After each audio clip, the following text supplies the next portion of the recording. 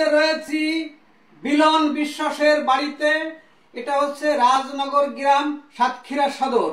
এবং বিলন বিশ্বাসের এক ছেলে এক মেয়ে, এবং তার মেয়েকে বিয়ে দিয়েছে যশোর নাবারণ থানায়। এবং তার মেয়ে এখন তার বাবার কাছে অবস্থান করতেছে বিলন বিশ্বাসের বাড়িতে। এবং তার মেয়ে ওই জায়গাতে নির্যাতিত হয়ে 3 বছর তার বাবার বাড়ি আশ্রয় নিয়ে আছে এই মুহূর্তে। এবং এই বিলন বিশ্বাসের মেয়ের এই জ্যোতি রানীর নাম। এই জ্যোতি রানীর একটি ছেলে সন্তান আছে, 7 বছর বয়স, সে স্কুলে যায়। এবং জ্যোতি রানীর পিতা বিলন বিশ্বাস হচ্ছে প্রতিবন্ধী, তার একটি পাও ভেঙে গিয়েছে, সে প্রতিবন্ধী। এবং তার মা আছে এই সাথে, এবং তারে খুব নির্যাতিত করে তার স্বামী পরকীয়া করত। পরকীয়া করে অন্য মহিলাকেও তার ঘরে এনে মানে আকাম কুকাম করত। এবং তার শ্বশুর শাশুড়িকে জানিয়েছে জ্যোতি বিশ্বাস। জ্যোতি বিশ্বাস জানালে তারা তার ছেলের পক্ষে কথা বলে এবং তাকে বলে যে তুমি এটা সহ্য করতে পারলে থাকো, না সহ্য করতে পারলে তুমি চলে যাও, কারণ আমার ছেলে এগুলো করবে, আমার ছেলে এগুলো করবে, এটা সহ্য করে তোমার থাকতে হবে, না পারলে তুমি চলে যাও। এখন জ্যোতি বিশ্বাস নিরুপায় হয়ে অনেক চেষ্টা করেছে। এবং জ্যোতি বিশ্বাসের মা বাবা তারাও, তার একটি মেয়ে তো, এজন্য তারা অনেক চেষ্টা করেছে এবং ওই সংসারটা যাতে টেকে, তার মেয়ের সংসারটা যাতে না ভাঙে।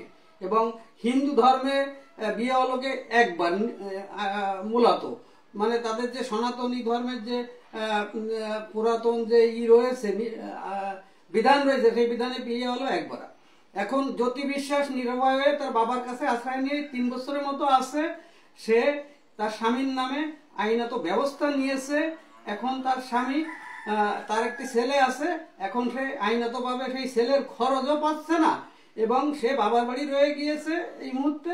এবং আমার সামনেই তারা আছে। এবং জ্যোতি বিশ্বাস, তোমার স্বামী কাছে তুমি কেন আসছো? তোমার স্বামী কি তোমাকে নির্যাতন করে তাড়িয়ে দিছে, মারধর করে? নির্যাতন করেছিল, তাড়াই দিয়েছিল। তা তুমি তোমার শ্বশুর শাশুড়ির জানালি কোনো প্রতিক্রিয়া পাওনি? না। তা তোমার স্বামী কি পরকীয়া করত? পরকীয়া করত, অন্য মহিলায় আসক্ত ছিল, তাই না? সে কি পরে আর কোন মহিলাকে বিয়ে করে আনিছে? একটা মেয়ে নিয়ে আসছে। একটা মেয়ে নিয়ে আসছে, একজনের বউ, এবং তারও একটি বাচ্চা আছে, সেই, তাই না? তাই নিয়ে আসছে, সেই জন্য তোমাকে তাড়িয়ে দিছে, মারিয়ে ধরে আর কি, যে তোকে আমার পছন্দ হয় না, তুই চলে যা, আমি তোকে রাখবো না, তোরে ভালো লাগে না, এটা বলেছে, তাই না? এটা বলছে। কারণ জ্যোতি বিশ্বাসের মা আছে সাথে দাঁড়িয়ে। বৌদি নমস্কার। আপনার যে মেয়েটা জ্যোতি বিশ্বাস আসলে খুব সরল সোজা এবং খুব সাধারণ একটি মেয়ে। এই যুগে, এই ডিজিটাল যুগে এরকমের সরল সোজা মেয়ে পাওয়া খুব মুশকিল। তা আপনি বলেন আপনার মেয়ের সমস্যাগুলো। বিয়ে দিয়েছিলেন কোথায়? ওই নাবারণ কাজীবের, যশোর জেলা। যশোর জেলা।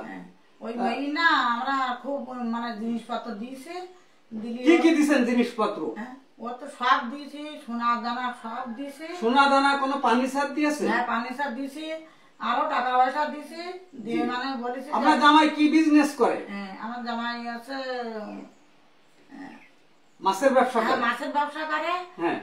খুব গরিব। মনে করলাম কি যে মেয়েটা বিয়ে দিয়ে আমরা আমাদের আছে সব দেবো, দেওয়ার পরে মানে আপনার একটা মেয়ে, এই জন্য আপনারা চেষ্টা করেছেন জামাইয়ের সংসার যাতে টেকে, আমরা কিছু জামাইয়ের ব্যবসা বাণিজ্য করতে অর্থ দিই, যাতে সে আমার মেয়েটা ভালো থাকে, সুখ শান্তি থাকে। আমি চাল পর্যন্ত আমার মানে ওর পৌঁছে দিয়েছি যে ওরা যাতে। এখন আপনার এই মেয়ে আপনার কাছে কয় বছর আছে? 3 বছর আছে আমাদের কাছে। আপনারা কোনো মামলা করেছেন? হ্যাঁ, মামলা করেছি আমরা। করেছেন? মামলা করে এখনো কোনো আপনার যে নাতিন আছে, মানে ওই নাতিন বয়স 7 বছর, ওর কোনো খরচ কেউ টাকা দেয়? কোনো খরচই দেয়নি এই পর্যন্ত। আপনি কি আপনার ওই যে জামাইয়ের বাবা মা আছে তাদেরকে জানিয়েছেন? হ্যাঁ, ওরা একদমই খোঁজই নেয় না যে আমার একটা পোতা আছে, কোনো খোঁজ খবর নেয় না? খোঁজ খবরই নেয় না। কোনো আপনাদের যে পুজো পর্ব টর্ব এটি কোনো কিছু দেয় না? না, কিছুই দেয় না। একটা জামা বানানো পর্যন্ত দেয় না। কথাও বলে না, কোনেও কথা বলে না। না।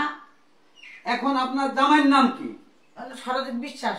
সরজিৎ বিশ্বাস। সরজিৎ বিশ্বাস কি আপনার বাড়ি যখন আসতো তখন আপনি কি মনে করতেন তাকে?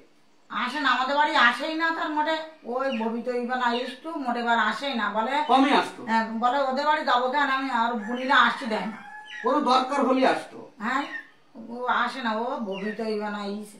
তাই যাই হোক, এখন আপনার মেয়ে আপনার সাথে আছে, আপনার এই মেয়ের ভরণ পোষণ, নাতির ভরণ পোষণ দিতে তো আপনার খুব কষ্ট হচ্ছে, তাই না? ওদের আপনি তো এক ছেলে এক মেয়ে। আমাদের কষ্ট হয় না, ওর বাবা ওই পঙ্গু মানুষ, ওর তো আয় করতে পারে না, তাই তা ওদের রাখতে যে কত কষ্ট হয়েছে আমাদের, তা সে আমরাই জানি। আর কি বলবো, এখন কি করো, আমার মেয়ে আমি তো ফেলাতে পারবো না, পারবো? তারা ফেলাতে পারে, আমরা কি ফেলাতে পারবো কোনোদিন? জ্যোতিরানীর মায়ের সাক্ষাৎকারটি শুনলাম, এবং আমি এই মুহূর্তে আছি সাতক্ষীরা জেলা, CNN বাংলা টিভি, সাথে আছি মল্লিক নাসির, বাংলাদেশ। খোদা হাফেজ।